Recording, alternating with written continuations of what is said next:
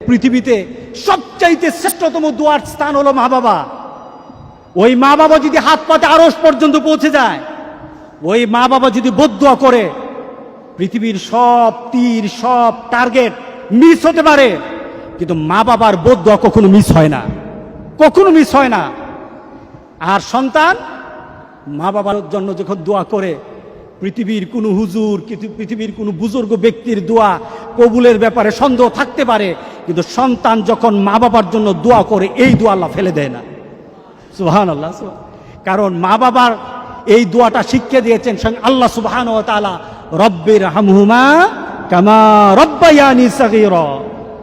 আপনি কবরে থাকবেন, আপনি প্রত্যেক নামাজে আপনার সন্তান দোয়া করবে আপনার জন্য, রব্বির হামহুমা কামা রব্বায়ানি সাগীরা। পড়েন, মা বাবার জন্য দোয়া করেন প্রতি নামাজে বলেন মা বাবার জন্য, রব্বির হামহুমা কামা রব্বায়ানি সাগীরা।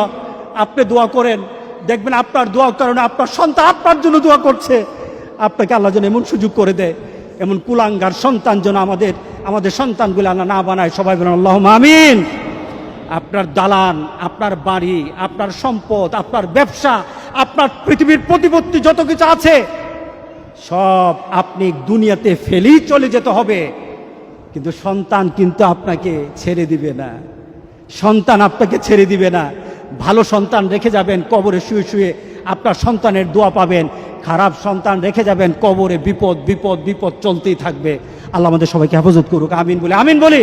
আল্লাহু আল্লাহু আল্লাহ।